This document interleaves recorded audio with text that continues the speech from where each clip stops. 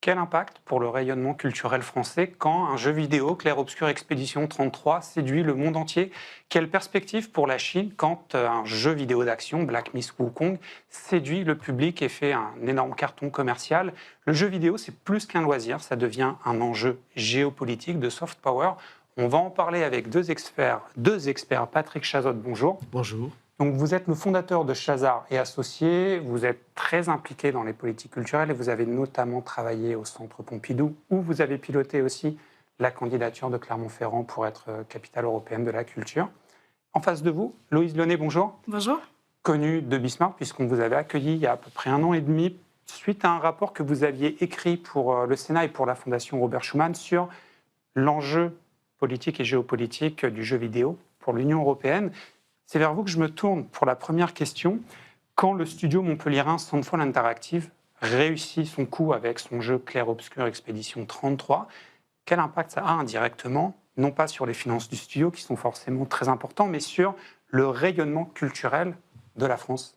Évidemment, déjà une grande fierté. C'est un sujet majeur étant donné que c'est un succès international. On a d'ailleurs même le président de la République, Emmanuel Macron, qui avait salué à juste titre le travail du studio. Donc ce qui est certain, ça le montre encore une fois à quel point aujourd'hui l'industrie du jeu vidéo produit pas uniquement des contenus culturels récréatifs. Aujourd'hui, c'est des sujets d'ampleur internationaux qui vont influencer finalement des joueurs à l'autre bout de la planète et faire découvrir, en l'occurrence, la Belle Époque et cet univers clair-obscur du jeu. Là, le jeu pourrait être primé jeu de l'année au Game Awards, donc l'équivalent des Oscars, on pourrait dire, pour l'industrie. Ça aurait un impact fort, ça aurait des répercussions fortes peut-être sur l'industrie française? Ah, c'est certain. On sait aujourd'hui que le jeu vidéo, c'est vraiment la vitrine culturelle d'un pays. Ça démontre... Un peu technologique aussi. Évidemment aussi, pas seulement. C'est un outil hybride, technologique, numérique, culturel. Patrice pourra en parler tout à l'heure. En tout cas, c'est effectivement une grande fierté et fait partie des succès aujourd'hui dont la France peut se targuer. Et là, je me tourne vers vous, Patrice, parce que Soundfall, c'est aussi un produit d'un investissement, d'un engagement d'une région, l'Occitanie, et d'une ville, Montpellier, qui a beaucoup aidé les studios locaux. Donc, quand ça paye avec un succès de cette ampleur, quelles sont les retombées pour toute la région? Je sais que vous, quand vous avez candidaté pour faire de Clermont-Ferrand la capitale culturelle européenne, le jeu vidéo faisait partie de vos considérations. Oui, en fait, on a pour cette candidature, ou même sur les projets que j'ai pu réaliser au Centre Pompidou, lorsqu'on a créé le jeu Prisme 7, pour faire découvrir la collection du Centre Pompidou, c'est la même démarche. Enfin, c'est comment, en fait, aujourd'hui, et c'est vrai, dans le milieu culturel, je trouve qu'on le prend pas assez en compte. Aujourd'hui, la pratique du jeu vidéo est importante. Et les lieux culturels comme le Centre Pompidou ou d'autres, même pour le candidat de Clermont-Ferrand, je pense que doivent vraiment réfléchir à faire des propositions. Alors souvent, ce qu'on met en avant, c'est vrai, il y a un coût, il y a une expertise aussi, une technique, savoir-faire, qui souvent fait que les équipes culturelles ont peur aussi d'aller vers cela. Pour rebondir sur ce que vous avez dit sur la région Occitanie, je pense qu'au départ, des jeux vidéo, même pour le culturel, on pense à des grands groupes qui font des grands jeux et qui fonctionnent évidemment et qui rapportent énormément et qui ont beaucoup d'investissements.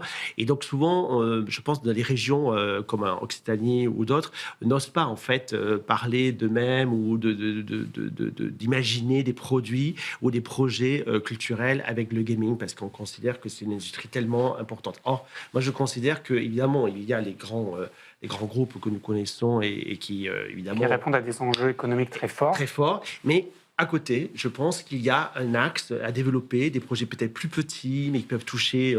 Vous me faites penser au jeu d'Ordogne, là. Oui, c'est à ça que vous pensez? exactement. Et en plus, en même temps, alors c'est marrant, oui, et puis c'est étonnant qu'on peut en parler, parce qu'en fait, c'est exactement l'exemple qu'on avait. C'est-à-dire, lors de l'écriture pour la capitale européenne de la culture, donc c'était à peu près il y a 2 ans, il y avait ce projet-là qui était en cours, qui commençait à faire... à marcher. Exactement, tout à fait. En parallèle de ça, ma démarche aussi avec mon équipe, c'est de dire comment parler capitale européenne de la culture à des publics qui... déjà sont soit éloignés de la culture ou soit considèrent que c'est pas forcément fait pour eux. Et par le biais du jeu, on trouvait que c'était intéressant de le faire. Il y avait une thématique pour la capitale culturelle qui était qu'on avait choisie, qui était la Terre du Milieu, donc qui rappelait Tolkien, le narratif, etc. Donc on s'est dit, on a ça comme matière. Après, on s'est dit aussi, on a repéré aussi à Clermont-Ferrand aussi ce qui existait. Donc, on a aussi des conventions, des GIEC conventions à Clermont-Ferrand qui réunissent sur quelques jours 23 000 personnes. Moi, je suis allé là-bas sur place quand j'ai vu à la fois les cosplays, les décors, ce qu'on connaît, les conventions. Et j'ai dit à mes équipes à un moment donné, comment on peut réfléchir à un projet qui inclut à la fois pas que le jeu vidéo, c'est-à-dire qu'en fait qu'on imagine un projet plutôt transmédia, exactement, où il y a le jeu vidéo, mais avec une référence aussi d'une œuvre art plastique dans l'espace public, d'un podcast lié, etc. Enfin, exactement, de créer tout un univers qui fait qu'à un moment donné, c'est pas qu'un projet, il y a un projet, il y a une narration. Moi, je pense que c'est très important, ça. Souvent, on oublie que les joueurs de jeux vidéo s'intéressent à beaucoup d'autres formes de création artistique. Je me tourne à nouveau vers vous, Loïs, parce que on a Nintendo, j'en parlais dans la séquence d'avant, qui est une entreprise qui cartonne, une entreprise qui a inventé des univers. Et je pense de manière plus générale aux jeux vidéo, qui a quand même beaucoup servi le soft power japonais. Dans quelle mesure le fait pour le Japon d'être une puissance du jeu vidéo, ça lui a permis de séduire des gens qui n'auraient peut-être pas placé le Japon sur la carte du monde s'ils n'avaient pas joué à Mario, à Zelda ou à d'autres jeux? Ah mais c'est certain. Aujourd'hui, finalement, les studios, ils vont façonner des récits qui vont influencer la perception du pays qui a produit le jeu et donner vraiment une image particulière, plonger les joueurs par exemple. Complètement. Et c'est ça qui est intéressant quand on s'intéresse aux jeux vidéo et aux grands pays jeux vidéo. Bon, en Europe, on a bien sûr France, Pologne et l'Allemagne qui sont les grands secteurs. Vous parliez du Japon.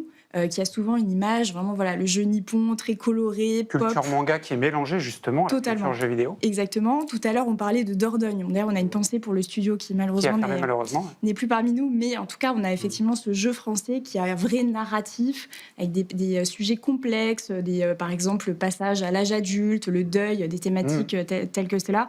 On a aussi le jeu vidéo américain, évidemment, comment ne pas le mentionner, qui pour le coup, lui, c'est souvent des thématiques... des narratifs voilà, plus manichéennes, le bien, le mal, des personnages archétypaux. On ne citera pas Call of Duty. On ne le citera pas. Mais ce qui est certain, pour répondre à votre question, effectivement, c'est que chaque jeu va participer au rayonnement du pays et à définir sa culture. Donc c'est là qu'il y a un enjeu de soft power énorme. Et ça, les gouvernements l'ont bien compris. On pense à l'Arabie Saoudite ou la Chine qui investissent massivement. Mais aussi l'armée. Alors sachez que la cellule prospective de l'armée regarde avec attention les jeux vidéo qui sortent, au même titre que les séries à succès, pour justement voir ce qui est mis en avant par les pays et ce qui est vu par des millions de personnes. Vous avez mentionné la Chine, je me tourne vers vous, parce que la Chine a un de ses jeux, AAA, enfin c'est un jeu indépendant, mais qui a quand même des moyens importants, Black Myth Wukong, qui fait partie des jeux qui vont être primés probablement aux Game Awards. Pour un marché comme la Chine et pour un pays comme la Chine, qui est un pays un peu différent en termes de structure que ce qu'on a en Europe, ça peut être un moyen de faire passer des narratifs. On sait notamment que du côté chinois, il y a certains narratifs autour de Taïwan, autour de ses frontières qui sont importants. Dans un jeu vidéo, ils peuvent avoir un certain contrôle et toucher des gens avec leur narratif via un jeu vidéo. C'est un médium qui peut avoir une force. Tout à fait. Enfin, je pense que même aujourd'hui, la culture coréenne, par exemple, qui est très présente chez les jeunes, etc., on a, dans les chiffres du ministère de la Culture, on a des générations qui, à la différence de la mienne, à un moment donné, c'était de dire il y a un mélange de culture, c'est-à-dire de connaissances, d'apprendre aussi le coréen. On a une multitude de choses qu'on n'imagine pas que les jeunes sont capables de faire par passion, par envie. Et donc, tout d'un coup, la culture, elle n'est pas seulement notre culture à nous, européenne, elle peut être, je peux m'intéresser à tel univers artistique de l'autre côté de la planète grâce au numérique et tout. De la mondialisation. Exactement, tout à fait. Et c'est l'aspect très positif, moi, je trouve, parce qu'en fait, c'est une ouverture sur la culture. Justement, on travaille là aussi sur les... Alors, souvent, ces jeux aussi, il y a une forme aussi... moi, j'aime bien travailler sur les clichés aussi, sur les préjugés plutôt. Donc, des fois, ces jeux aussi renforcent des clichés ou les préjugés...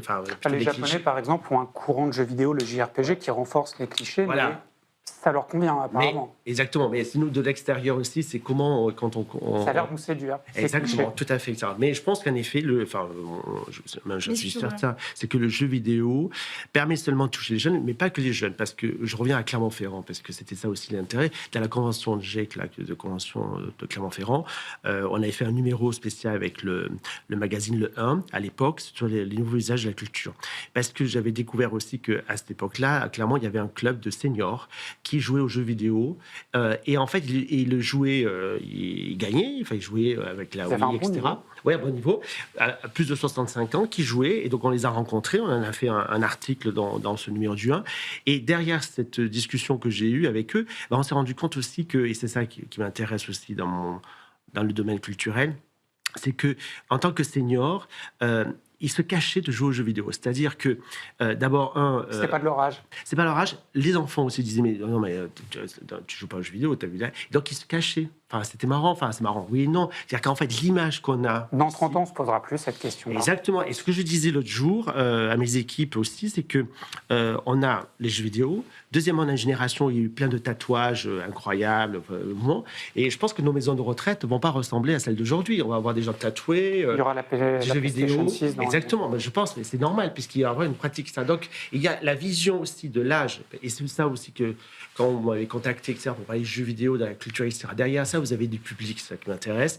Les préjugés qu'on a, tel âge, on doit faire ça, tel âge, etc. Je pense que... Le jeu vidéo peut les casser. Oui, et puis on peut être très ouvert, et puis surtout analyser les chiffres, etc., parce que je pense que les générations futures, on parle toujours des jeunes, mais les personnes seniors, dont bientôt je vais faire partie, on va avoir une nouvelle génération complètement différente. Laissez-nous jouer aux jeux vidéo autant qu'on veut. Exactement. Loïse, je repense à votre rapport de 2023 sur l'enjeu pour l'Union européenne de développer, de soutenir son industrie du jeu vidéo.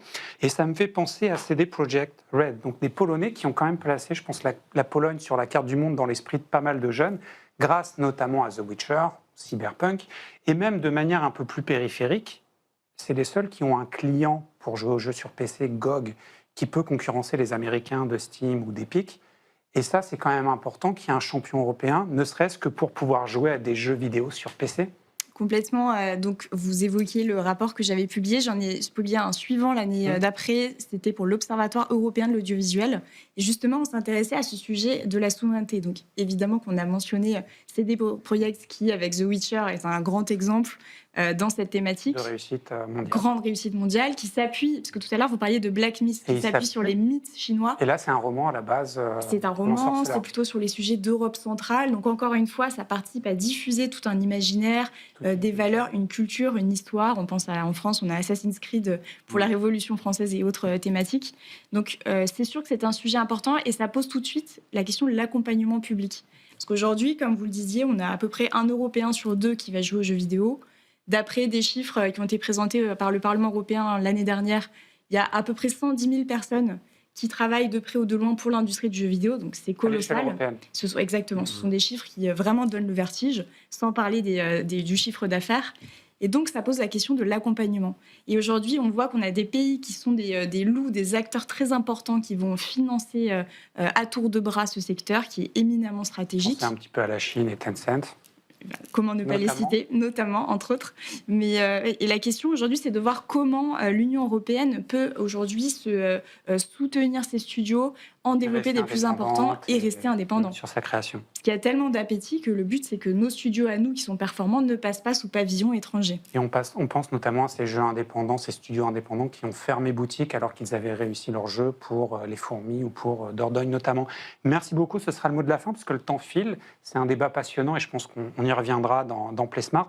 Tout de suite, je vais m'intéresser à un projet d'inclusivité et d'accessibilité aux jeux vidéo. Mike Hazelwood, le CEO de SensePilot, a développé un dispositif qui permet de jouer aux jeux vidéo sans les mains grâce au mouvement du visage. On en parle tout de suite.